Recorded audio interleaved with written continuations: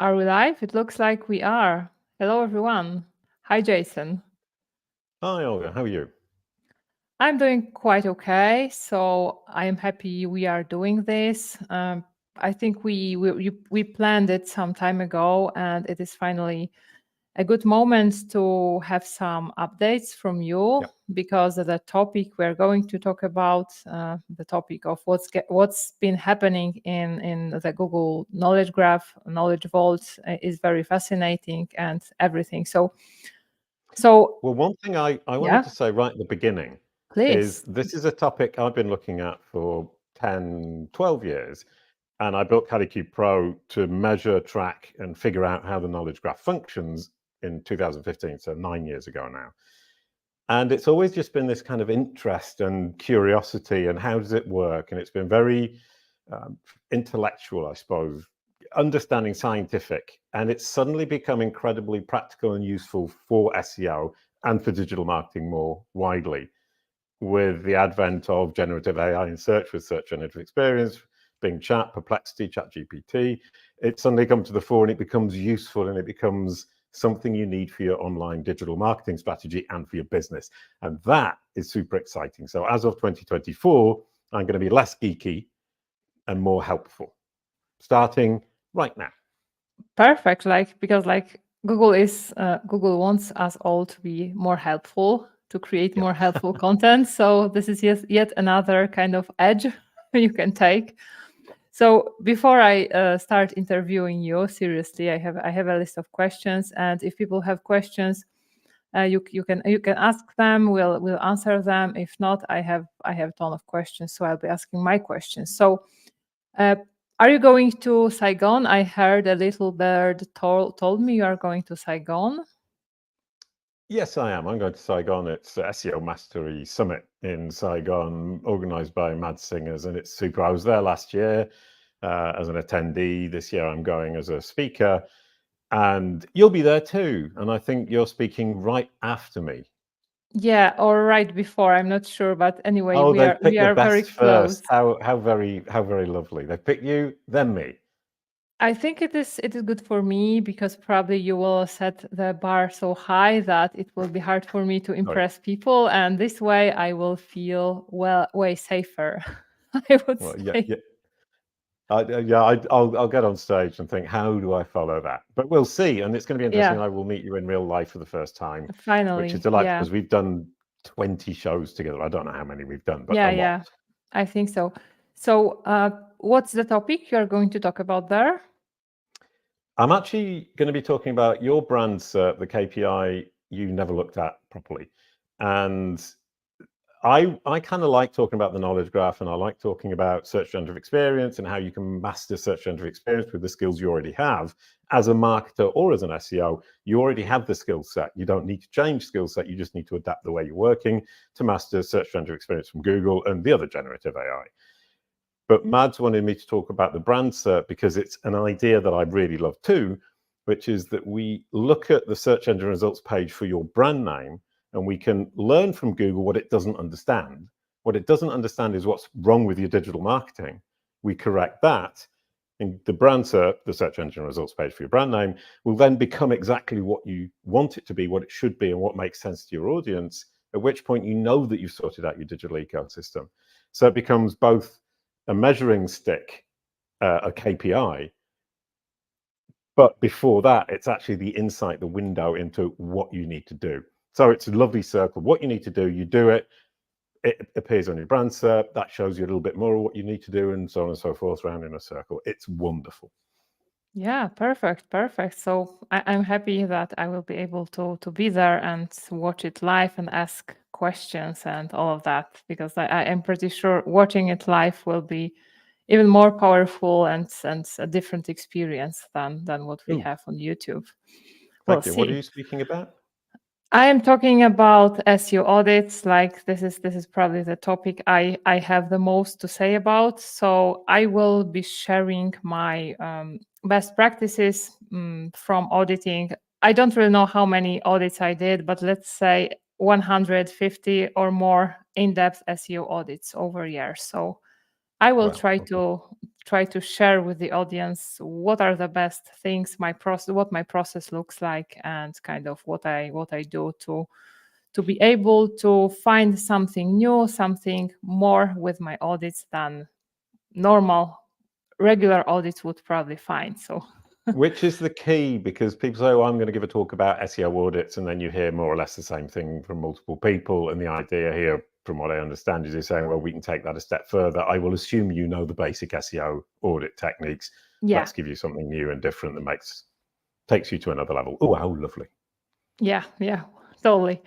Okay, Jason, so let's get to the topic of today. I will start with an easy question for you, definitely, but the question, I think still a lot of people do not understand the answer. So what is the knowledge graph? What is it? I've managed to make this simpler over the years. It's a machine-readable encyclopedia.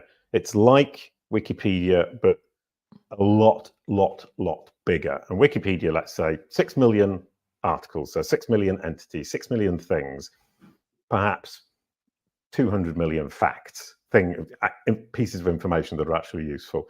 The knowledge graph from Google is the same thing as Wikipedia, but it's used by machines to read and judge facts in real time.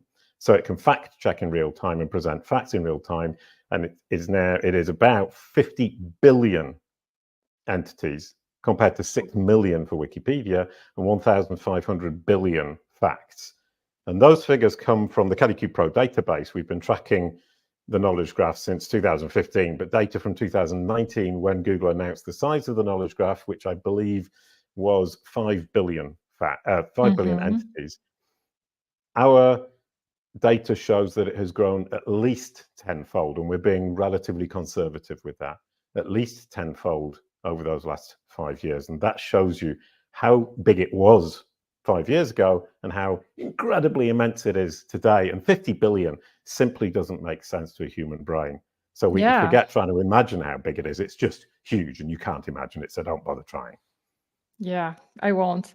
So basically, in layman's terms, it means that Google is now has more knowledge about the world, understands world better, and that semantic SEO, like semantics entities, is something we shouldn't probably ignore, right? That's a really good summary. And yes, absolutely. Google knows much more than we perhaps imagine. You look at Wikipedia and you think there's a lot of knowledge in there, but it's tiny compared to the knowledge graph. And the knowledge graph is still tiny compared to what Google needs to understand it in order to understand the whole world. And if you want to know where the information from the knowledge graph comes from, you might think it comes from Wikipedia. Some of it does. Some of it comes from IMDb. Some of it comes from Crunchbase. Some of it comes from MusicBrainz. Some of it comes from Wikidata, DBpedia. All of these are knowledge sources that Google gave the machine to show it what a fact looks like. Then they said to the machine, now go out into the World Wide Web and figure out what the facts are. So the machine is now learning facts for itself from the huge mess that the internet is. And that is how it's managed to scale so quickly, tenfold in just 5 years. Okay, great explanation. Okay, so what major changes did Google introduce in the last months for person entities? Because there has been a lot going on, right? So a lot has been happening. A lot of people got this new label. I am now author, right? So what has been happening? Well, the first thing to realize is that the knowledge graph understands different entities, and an entity is a thing. So a person, a company, a place, an event, a film, a music album. It's trying to understand all of these different things. And it doesn't try to understand them all in the same way, because the information sources are very different, and the way that an entity exists online is very different. The way a person exists and presents themselves online is very different to the way a film or a company would present themselves online. And also the ambiguity between these different entities is very different. A person will share their name with literally hundreds of thousands of the people. So trying to figure out which Jason Barnard is which is quite difficult. Trying to figure out which Olga Zarr is which is pretty easy, because there's only one. For a company, there's less ambiguity. For a music album, there's less ambiguity. For a music song, there's a lot of ambiguity because there are multiple songs with the same name. So the knowledge graph is built to understand these entities and the relationships between them. So who wrote what song, who is the CEO of which company, who recorded which song, who acted in which film. And you can see it represented on the search engine results pages by the knowledge panel, which is on the right-hand side on desktop. And Google uses this information a lot today.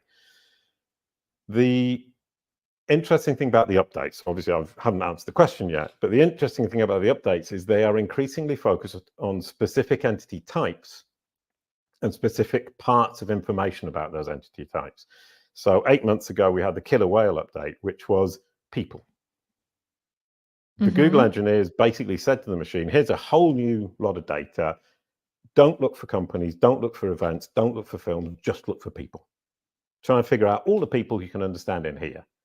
And so the knowledge graph grew by threefold, i.e. 3 times more people in the knowledge graph on July the 18th than there were on July the 14th. But there were no extra companies in the knowledge graph. So the knowledge graph grew immensely, but only for people. That has been hugely interesting because that means that Google is making a very, very, very, very big effort to understand people. And what we understand now is that they're trying to understand authors. Who is the author of this piece of content? If they can understand the person, they can try to figure out if that person is the author of a piece of content, and therefore, if the author of a piece of content is an expert, is authoritative, and is credible. Okay. So I remember, you probably also remember, I don't know, 10 years ago or so, there was this Google authorship where you had your name displayed in search results under your article or below, above, it doesn't matter. So this was kind of, I'm not really sure why Google killed this. I think this could have worked. What are your thoughts on that? I think it's a good example of something that people spam. It's an invitation, like the keywords meta tag. It's an invitation for people to try to cheat. So the information very quickly becomes useless. So what happens in a lot of these cases is Google says, you can add this information, we will use it to show something in the SERPs. People then think, well, I can cheat, lie, change things, misrepresent myself, and they do it. And when that becomes a problem not for the algorithm so much, but for Google's reputation when it's showing things in the SERP and it looks foolish for showing something that is obviously not true, then they take it away. That's one explanation, i.e. we give you this, you spam it, we take it away because you're spamming it, so it's kind of punishment. The other is that it's a carrot where they say, we'll give you this, people use it, they take the data and they take it away when they don't need the data anymore. And that's probably what's going to be happening with schema markup. That would be a subject for an entire different discussion that would probably take 2 hours and not 1. Yeah, or the disavow file, right? There was also like a similar, I think, a similar thought people had that this is why the disavow file is used for. But okay, but let's get to the topic. So what does all of that, all of those changes in person entities, in entities, what does it mean for SEO, for us SEOs? Like, what do we do with that? Well, all right, which is a great question. There are 2 things, I think, and I will start with the easy one, which is Google is obviously thinking, well, everybody is now going to start generating AI content because ChatGPT is here and all of the AI is here. If we can identify the author, then we can prioritize pieces that are written by people rather than the pieces written by machines, which makes sense for them, because if they're going to use AI generated content, they might as well generate it themselves because they do it better than we do. I think the other point with that is, if Google can identify who the authors are, then they can link that author to a specialist topic. And if they can do that, they can start to measure topical authority, which is something Corrego Boer talks a great deal about. Yeah. But obviously topical authority doesn't, well, right now you can say, well, it applies to the site, but that's, in my approach, a traditional SEO way of thinking. The website isn't the key here. The website is a representation of a company or a person. So it's the company or the person, the website owner, who's important. And the website isn't the person who wrote it. The website is the whole thing. And you can have 50 authors on a website.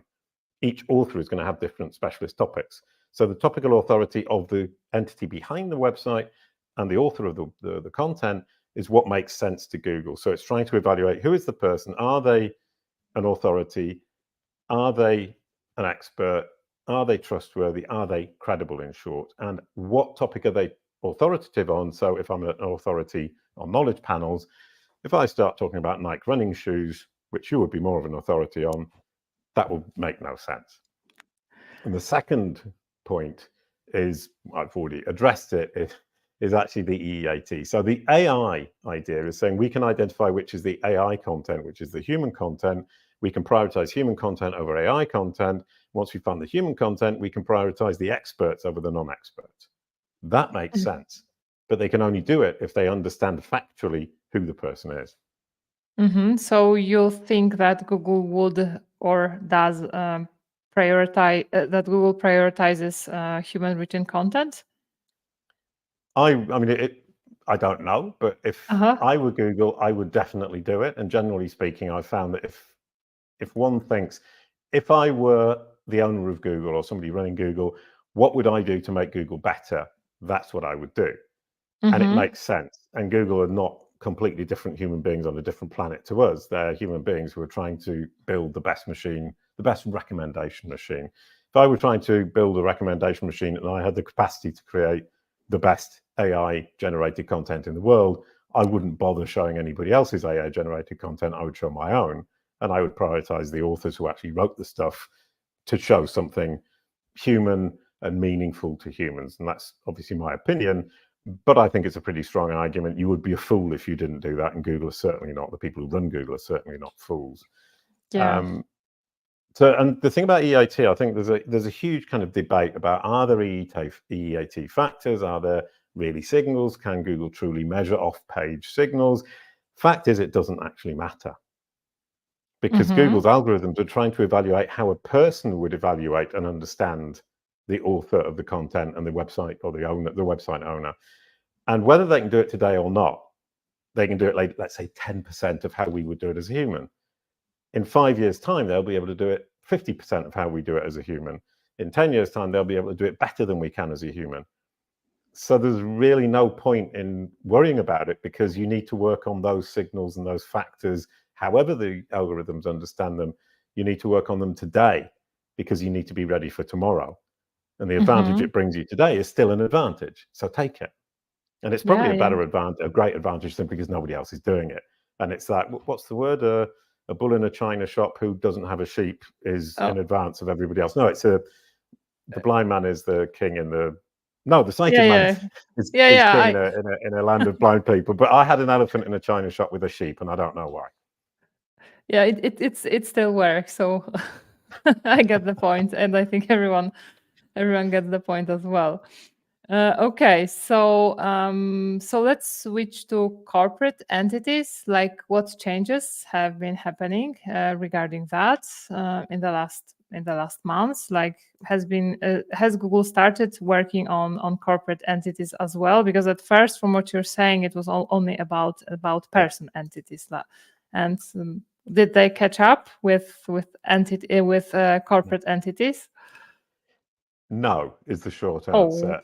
Google got hugely ambitious with person entities in July, and they tripled the number of people, and it was absolutely huge. Oh, and the other thing they did is delete a lot of subtitles.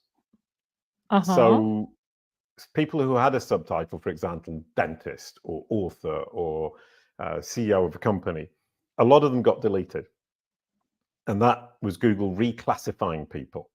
And so in the helpful content update a couple of months later, when they brought out the helpful content update, I think it was in September, it was all about classification. So the classification appears in both. They reclassified people in the knowledge graph, and then they said, well, we've made a reclassification system in the helpful content update. The two are linked, because what we saw in the helpful content update is a huge uptick in knowledge panels. So it's the first time we've seen the move from the knowledge graph updating to the SERPs updating. Then for corporations in December, I predicted that they would do the same thing. And then it looked like they hadn't. But what they did is clean up some of the person entities and added about 18% of corporation entities. So they did a much, much Okay. smaller iteration of the same thing for corporation entities. So right now, if you're not understood as a person entity, you actually have a problem, because a threefold increase last year means that they've understood pretty much everybody they're likely to understood given the current data set they have. So if you're not understood today, then you have a terrible, terrible, terrible communication with Google in terms of the facts about you as a person. For a corporation entity, the situation isn't quite as bad, but they had a better understanding, generally speaking, of corporations before. But I would guess that it was a small update because corporations are less important to Google right now than people, and that in 6 months' time, you're going to have a huge update in both, and now is the time to prepare for it. So how do we prepare? Very good question. The huge problem, I said earlier on that Google is dealing with a hugely messy internet. And I think we tend to perceive the internet to be well organized because Google and Bing organize it for us, and that's their job. So we search, we find, we complain all the time about the quantity, the quality, sorry, of the results. But at least we don't have to go through all the websites ourselves. And they've done such a good job of organizing the internet that we often have the impression the internet is well organized, and it isn't. It's hugely messy. If you think about humankind. Yeah, great point. This is like an awesome point. Yeah, totally. Yeah, Yeah, I mean, please go on. You look at how I organize a website, then we look at how Olga organizes a website. And we're both professionals, so we probably organize them pretty well, but we certainly don't organize them the same way. We don't code the same way. We don't focus on the same semantics. We don't focus on the same categorization or the same tagging. So it's already a mess. But then you take somebody who is just using WordPress and knows next to nothing. They install it very differently. They focus on different things. Their interests are different. Their priorities are different. And you multiply that by, let's say, 4 billion people who are actually building websites, then the 8 billion people who are actually doing something on the internet. And you realize that these 8 billion people are all doing things differently, which immediately creates complete havoc. Then you add to the fact that on one day, I will organize a web page one way, and then a month later, I'll organize it a different way, not because I'm completely mad, but because I'm not consistent, because human beings are not consistent by nature. So over time, I will change. From website to website, I will change, and then multiply that by 8 billion people, and you can see you've got a huge, huge, huge problem. So the website is very, very, very, very, very, very, very messy, and Google is very good at organizing, but not good enough to sort out our own inconsistencies, and not good enough to sort out our own consistencies plus the inconsistencies to other people with the same name as us in the case of person entities. So if we're if we sit down and say, I will clean up my digital ecosystem, my social profiles, the websites that talk about me, my podcast appearances, places that I appear in, media sites, articles about me, articles where I'm mentioned, and I am totally consistent from start to finish, Google will understand. It's as simple as that. Clean up your digital ecosystem, make your message clear, consistent, and relevant to whatever it is you do. Same for companies. So the solution is simply organize your digital ecosystem. You can bet your bottom dollar all your competitors as a company, or all the people with the same name, or all the people who are in the same industry as you will not be organizing their digital ecosystem. So by definition, you have an advantage. Yeah. So the totally. answer is just get your act together, clean it up. And I said to a client the other day, first thing we'll do for you is clean up the garbage. And they got really upset because the word garbage is obviously not a very polite word. So I've changed that now. We'll clean up the mess. And even that is too rude. But truth is, it is garbage and it is a mess. Very few people have anything like a well-organized digital ecosystem.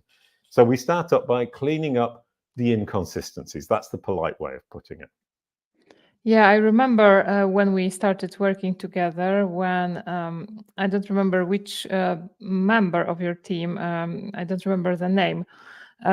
She sent me the list of all the mentions she found on me of me on the internet, and there was really a mess. Like, she found so many things I wasn't even aware there were such mentions, like even from very, very old marathons, half marathons, something totally unrelated. So that was really a mess, even though I thought at the time that I am well organized, and I am probably I probably keep that under control, which wasn't definitely the case. So I totally agree with that.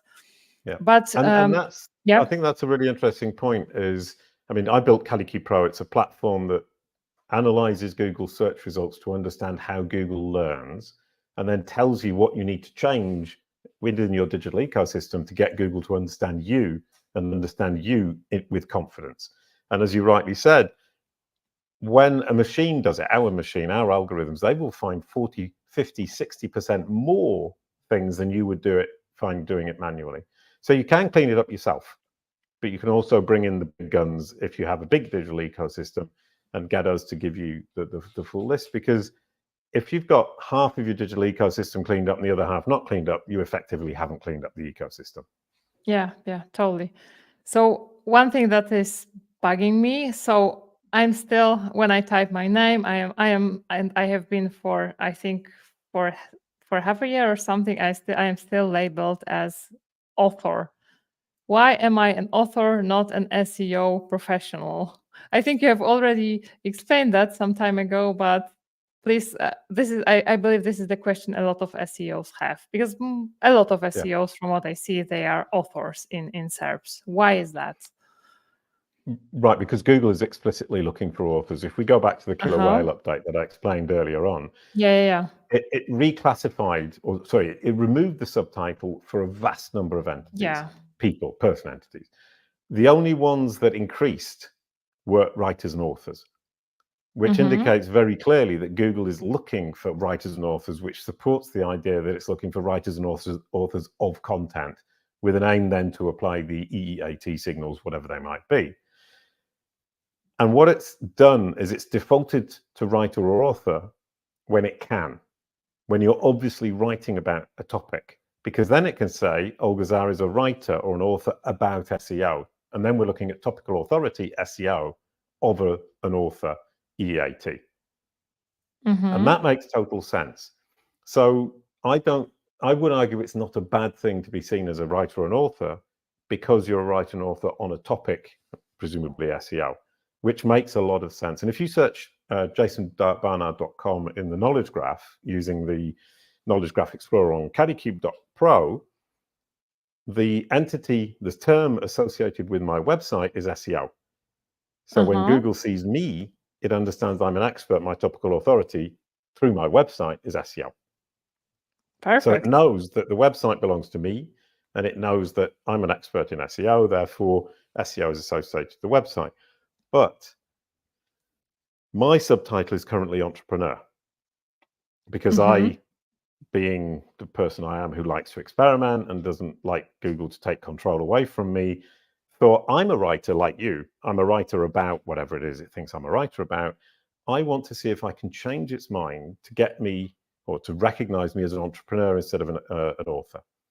And it took me 2 months to do. So Google has now switched me from author to entrepreneur, even though it's explicitly told, the engineers have explicitly told the machine to look for authors. I've managed to override that bias and become an entrepreneur. So for me, that shows how effective the CaliQ process for knowledge panels and Google entity optimization is. But I wouldn't recommend it to anybody, because being a writer about SEO is actually very powerful if you want your articles to rank. Yeah. I think, I will drop this. Yeah, right. You're right. But but really, really important point. You need to weigh your needs for Google and your needs for your audience, because if your audience search for you and they're thinking, well, shall I take Olga Zarr for my SEO audit? If they see you or Google representing you as a writer or an author, they might think, well, she only writes about it, she doesn't actually do it. So from your audience perspective, it's not a good thing.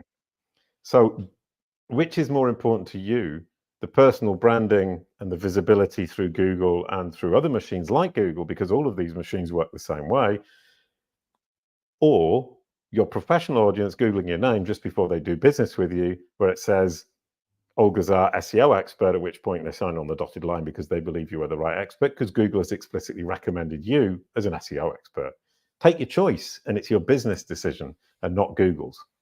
So I can tell you what my choice is. I think it's writer, because I have too much work, too many clients. So let it be writer. I am a writer. Let's stay with that.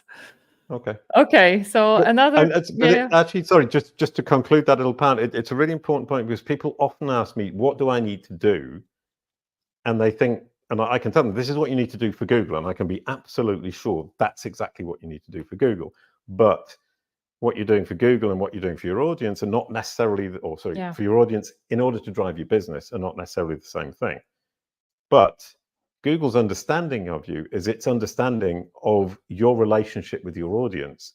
So when you change things, your relationship to your audience, you will change Google's perception of you. And if Google's perception of you is wrong, you change your relationship with your audience. That's the way to correct Google's perception of you. So as you can see, there's a back and forth and a balance to be found. And what I'm now saying increasingly to our clients is, what is your business goal? As a personal brand or as a corporate brand, when you're communicating, when people are searching a name, what is your business goal? Is it to convert?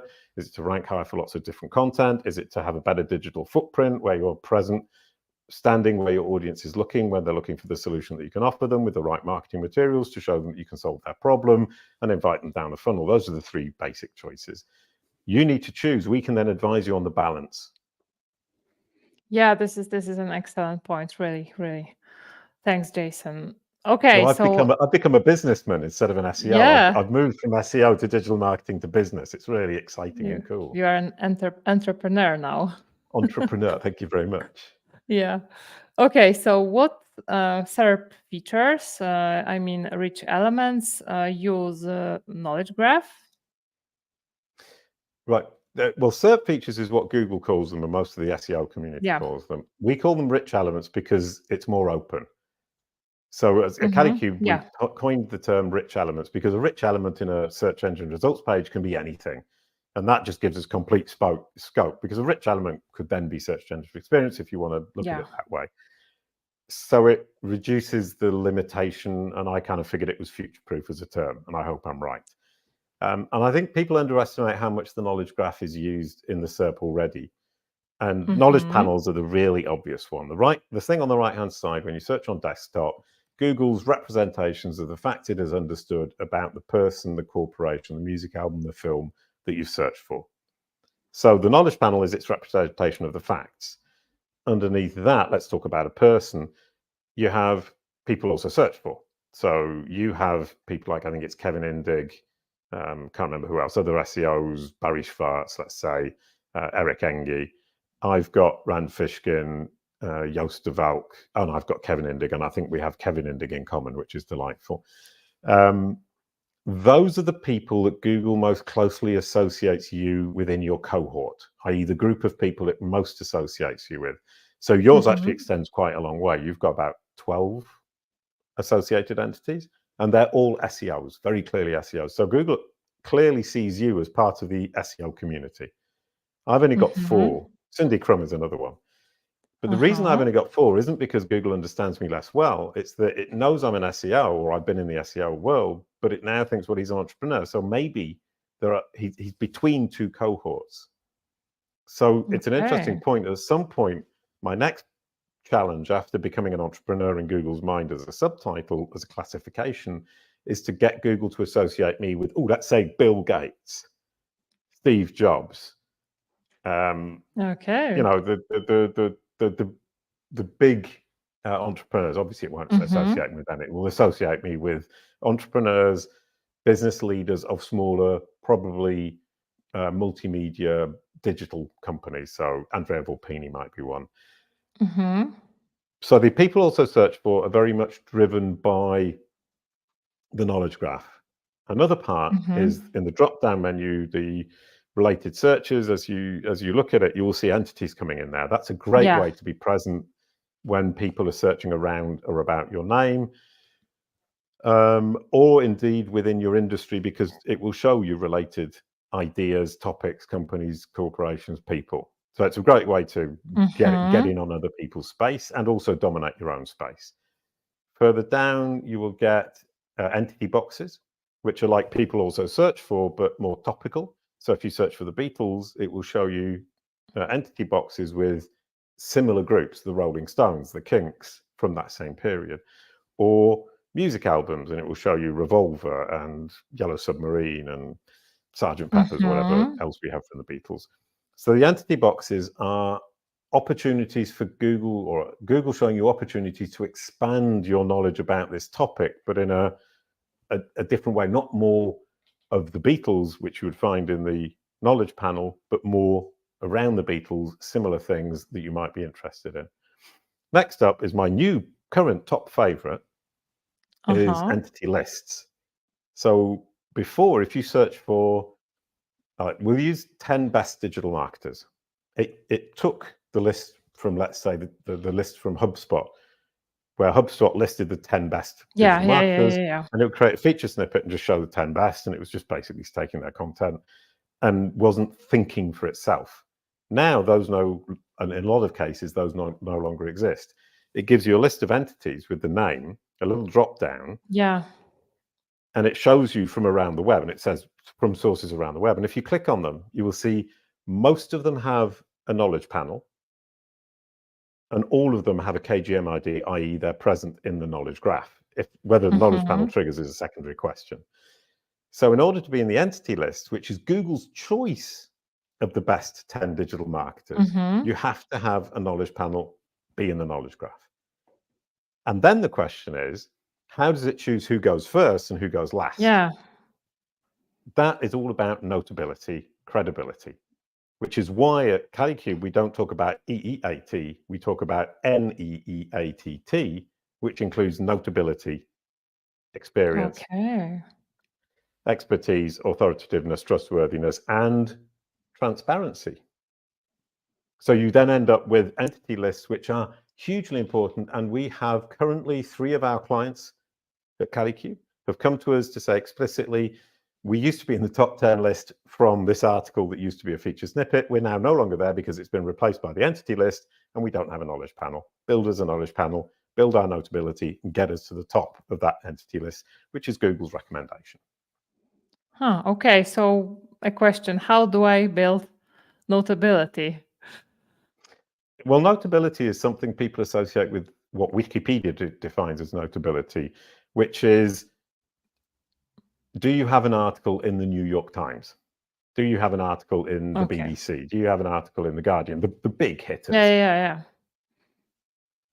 Because Wikipedians don't understand different industries, so they have to use the big hitters to judge whether or not you're notable.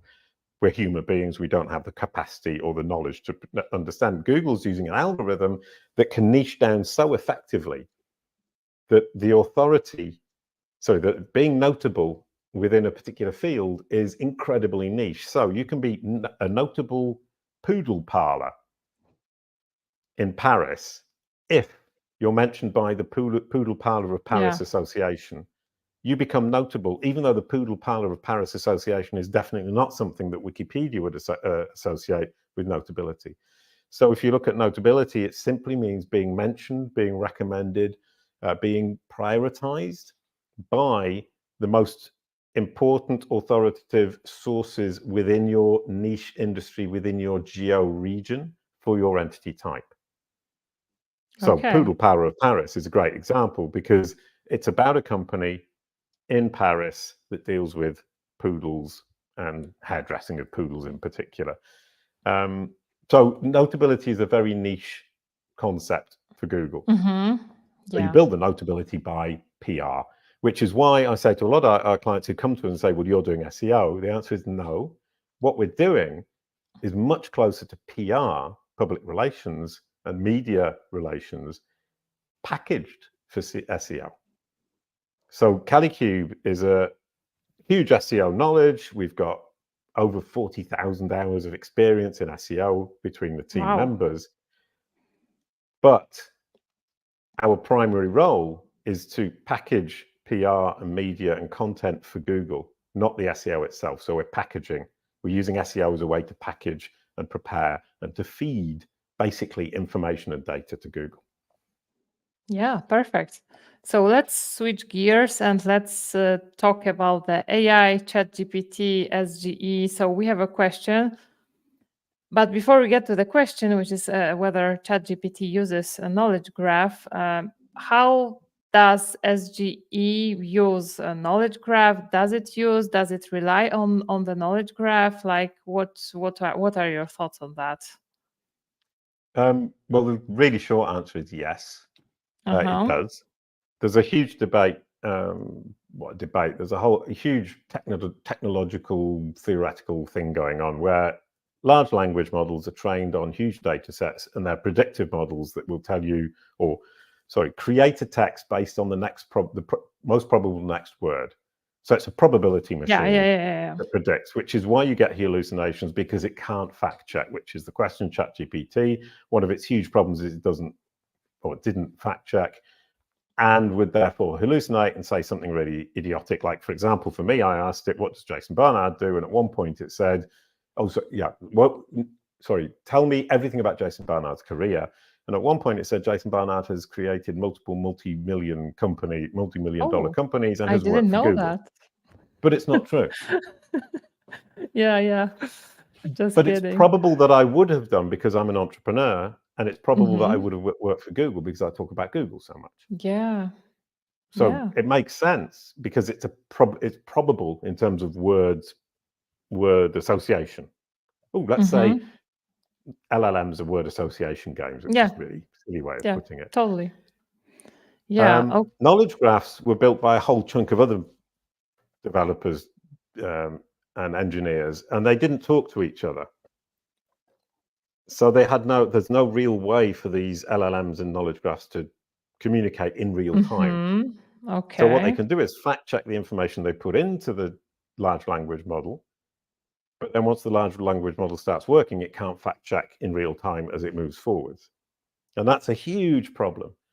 And Google, with search engine experience, have partially solved it, because they have a huge, what I would call a lookup table. In fact, Bill Slawski called it the lookup table, which is a way for them to fact check very specific parts. So for example, right now, you will see in some search generative experience results, this information comes from the knowledge graph. And what Google are doing is fact checking dates and places. So they've already started, and that's going to evolve. It's going to develop, and it's going to become from places, dates, to relationships between people, human beings, because that's something that are very permanent. They've started with the permanent stuff, things that never change. So it would be able to easily fact check who is my mother, who is my sister. It would be more problematic for them to fact check something that might change. Who is Jason Barnard's wife? What is Jason Barnard's current job? So if you look at it that way, yes, there's a certain amount of fact checking, but it's the fact checking on the things that will never change, the absolute truths. And then they will evolve over time to build that out to become fact checking more widely. So the answer is yes, but not entirely as often, actually, no, it's not. It depends. It doesn't depend. It's very systematically, things that don't ever change can be fact checked. Things that are likely or might change cannot be fact checked right now. Yeah. So kind of in a nutshell, does it mean that it is a prerequisite to be included in SGE to have your presence in the knowledge graph? I guess it is something you have to take care of if you want to, because assuming that SGE continues to grow. So yeah, well, I mean, if you look at Gemini, SGE, or Bing Chat, ChatGPT, they're all evolving towards the idea of, or that they're all using the idea of the web, reading real-time results to make sure that they're up to date, which is another problem large language models have, is that the data is out of date. So they then supplement it with the search results that they can find at the time. The next step is to supplement it with the knowledge graph, factual information from the knowledge graph. So you've got those three stages. One is pure prediction with lots of hallucination. Step two is let's try to fact check and keep it up to date with the search results, which we find relatively reliable. Third step, let's fact check with the knowledge graph, and hopefully then we can start keeping the knowledge graph up to date in real time, which is a long way in the future. But with that triple system, the tripod system, let's call it, the tripod's SGE system, I've just named it right now. Good name. They can get pretty close, and they don't get it wrong very often. They can be quite explicit and specific, and that's hugely powerful given where they started less than a year ago. Over time, you have no choice. If you're not in the knowledge graph, you will end up being either completely excluded from SGE or so invisible that it won't matter if your competitors are in the knowledge graph. And once again, you've got to look at things not from an absolute personal point of view, but from a relative competitive point of view. If Google doesn't have the facts about any of your competitors, it's going to take the least worst, and that might be you. If it has the facts about all of them, it's going to take the ones it's most confident in and the one it feels is most credible, and that needs to be you. So it's up to you to move yourself from being the least worst choice of a bad lot to the best choice of a really well understood, incredibly credible lot. And that means building your presence in the knowledge graph, building your credibility, building your NEAT, your notability, expertise, experience, authoritativeness, and trustworthiness, and transparency. And also not just building it in your own mind and saying, well, it's obvious we're the most credible. Making sure you demonstrate it in every piece of content you possibly can across the entire web. Don't just focus on your website. Yeah, perfect. So here's a question. Is it possible to remove a knowledge graph from Google search? Should I remove structured data from my website or take some other action? How do I get rid of my knowledge panel? That's a question I've been asked by clients, but I've never been asked live on air. So this is a bit awkward. Yes, you can, or we can at CaliCube, but it's really delicate. I mean, I think anybody who thinks about what I've said about if you can join the dots for Google, so clean up your digital ecosystem, join the dots for Google, make everything clear, consistent, and relevant, you will get a knowledge panel. Whoever you are, it doesn't matter who you are, Google will build you a knowledge panel if you're clear, consistent, and relevant across your entire digital ecosystem, from your website right out to every single mention of you across the entire web. If you just reverse that whole thing, you can see exactly what you need to do. Create unclear, inconsistent, irrelevant information, and the knowledge panel will disappear. Hopefully. We've done it, but I won't tell you for who. Okay. But yeah, I mean, the number of people who don't want a knowledge panel is relatively limited. I mean, it's people who want to keep their private lives private and they don't want Google to particularly shout about them, which I get. So yeah, the thing about it is Google is this simplistic, childish machine that learns by repetition. And as long as we're at this stage, it's all very simple. And I've been talking recently about singularity, and when the machines get smarter than us, once they get smarter than us, it's going to get much, much more complicated to manage how these machines understand us and therefore represent us. And that's a hugely frightening future. But the only thing I'll say today is, number one, I'm aiming to figure out how we can manage it as best we can. But if you haven't sorted it out today, with the machine being very simplistic, learning by repetition, you're in huge trouble when the machine grows up from child to an adolescent to an adult, becomes smarter than we are. If it doesn't understand you as a child, trying to get it to understand you as when it's an adult is going to be a hugely challenging task. Yeah, I can imagine. And when do you think Google will become an adult or adolescent at least? Fabrice Canel suggested to me that the next huge revolution is going to be quantum computing, and that's 10 years down the road, because the limitation on Google and Bing today is not so much the technology of knowledge graphs, large language models. It's the capacity, the calculative capacity, the computational capacity. And the day they've got quantum computing, they can basically throw as we say in English, they can throw the kitchen sink at it and make it work.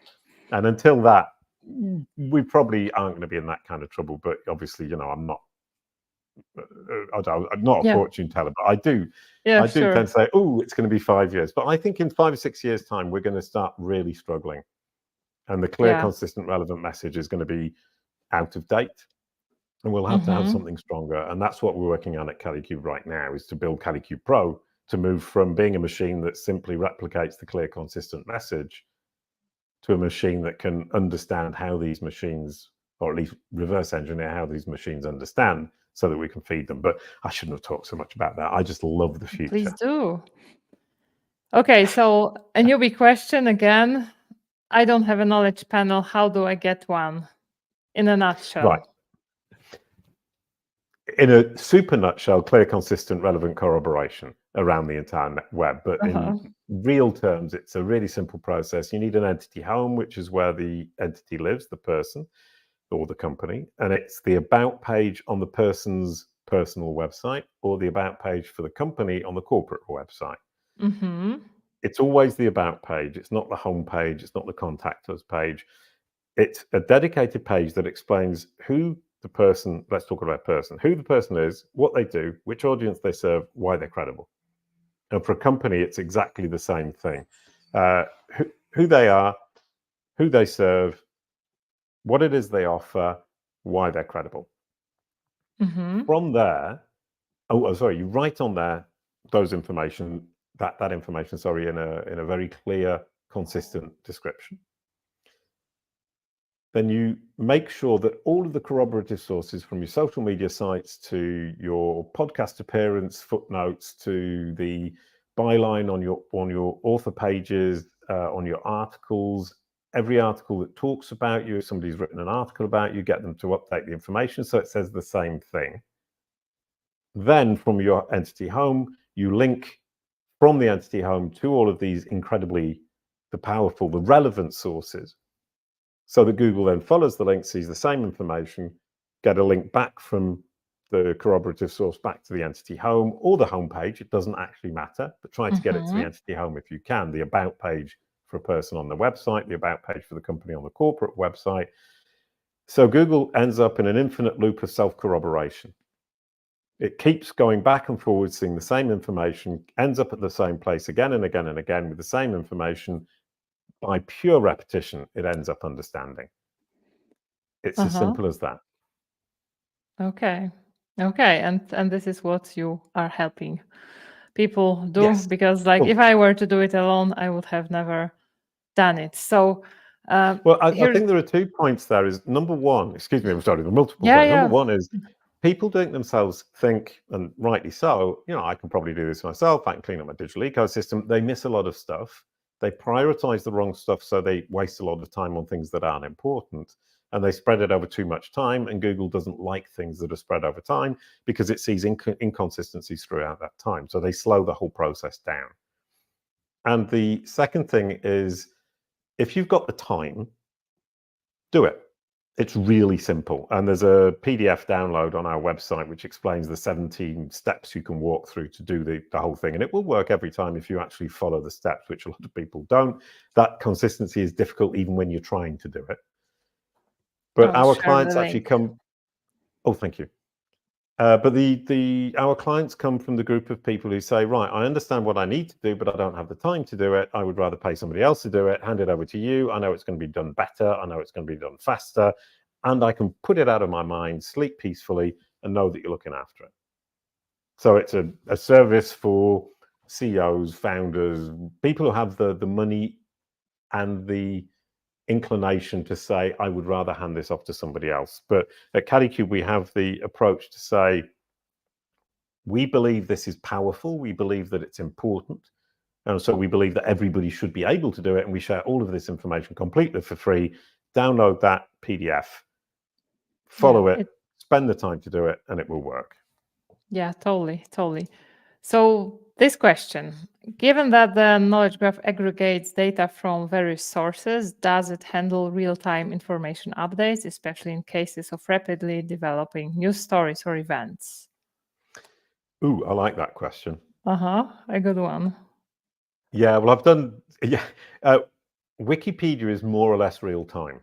And I'll give you a couple of examples, one of which was my experiment where I was updating Wikipedia pages about my music group, about myself, and about my cartoon. I had 3 Wikipedia pages where Wikipedia was talking about me, the cartoon I made, my music group. And the fastest update I ever saw was for the music group, and it took less than 10 minutes. Oh. So there is a feed, but I can build a feed from Wikipedia. So Google have obviously done it. There's a feed from Wikipedia. That's, if it's in Wikipedia, it will be almost immediate. When the Prince Philip died a few years ago, the ex-Queen of England's husband, the Claim This Knowledge panel disappeared, and the Wikipedia, the description from Wikipedia updated within hours of his death. And the reason I say the Claim This Knowledge panel disappeared is because for people who are deceased, you can no longer claim the knowledge panel, which is a lovely snippet of information that I really like. Oh. So the Wikipedia was feeding directly into Google so that it could understand, to update the description to say he's dead, and update the date, the born and the deceased date, and then also remove the Claim This Knowledge panel. If you move forwards away from Wikipedia, for example, Google Books isn't in real time. If you then move away to IMDb, it's even more not in real time, and IMDb won't control a piece of information on its own. But for something like football scores, American football scores, prices that it might show in a product knowledge panel, those are all direct feeds from sources that Google is either paying for or has taken as host feeds. And I had an example, interesting enough, I was hitchhiking, strangely enough, from my house in the south of France to my accountant's office in the south of France, because I didn't have a car. I still don't have a car. And the person who gave me a lift was asking about the prices for his Airbnb. It's not an Airbnb, it's on a different system. Yeah. But and he explained to me his problem, and it immediately became apparent, I can't remember the name of the platform, that there is a direct feed from that platform into Google, and Google is simply feeding that into the knowledge graph. So answer to the question is, a lot of information isn't real time, but when Google has to have it real time, it gets a feed. If it can get a feed, it uses Wikipedia if Wikipedia is available. And that with SGE is going to become even more important. So you can expect Google can't get a feed from everybody about everything. That's simply not possible. It's going to have to create algorithms that can keep up with the moving world in a reliable manner. And that's a huge challenge if you think about it. If the world is a mess and Google currently can't understand it properly, the world is changing at an incredible rate that we find as humans difficult to understand in our own lives. My own life is running away with me today. Imagine 8 billion lives plus all the other different things happening, and they're all running away. How on earth are they going to solve that problem? I'm sitting here with my popcorn, watching, waiting to see how they're going to solve it, and I'm going to enjoy the show a great deal. Yeah, me too. So one final question. I've got no idea what's going to happen. Yeah. I said, I can tell the future. I can't. I've got no idea, but it's going to be interesting. See. I'm looking forward to it. Let's watch the show, right? Yes. That's what I was trying to say. I just said it very badly. So one final question. You touched upon claiming knowledge panels. So recently people have been having problems claiming knowledge panels, including me. So is there any update? Like has this situation been fixed? What's going on? I don't know the ins and outs of it, but right now it seems that the old system of claiming through Search Console or through a social media channel is now redundant, at least temporarily, and that you have to go through the human process of submitting your social media profiles or proof of who you are or proof of who your company is. I am guessing that what was happening is that there were too many knowledge panels being claimed by the wrong people, and then a huge amount of work for Google to sort it out, to give the knowledge panels back to the right person. I'll give you an example that didn't happen, but could have happened, is Julia Roberts hadn't claimed her knowledge panel. And if you clicked on the link, you could claim it through a website that was simply a fan website. So one of her fans could have claimed her knowledge panel. And as far as I know, they didn't. But then you can see that Google has a huge Yeah. problem of allowing people to do it automatically leads the way to a huge number of problems where they then have to sort it out manually.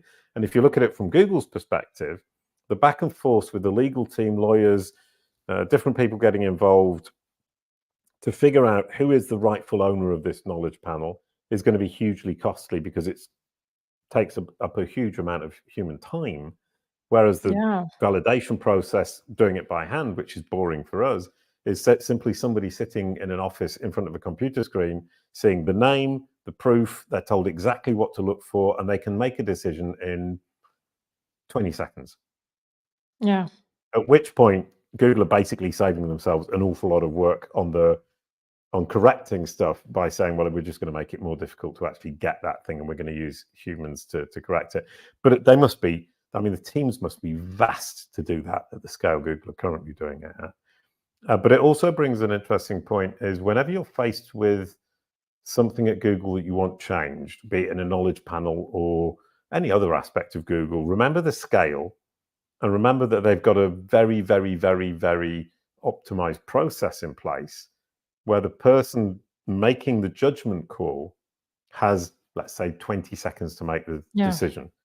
So if you make it really simple for them, they will decide in your favor. And if you make it complicated with lots of explanations, with links they have to follow, when they click on the link, the text that they need to be looking for isn't obvious, they will simply say no because they have a time limit on how much time they can spend on each particular case. So when you're doing it, my huge piece of advice is make it really, really, really simple for them and sit back, pretend you're in their shoes and think, if I didn't know anything about me, what can I provide that would make that snap decision as easy and as possible for that person?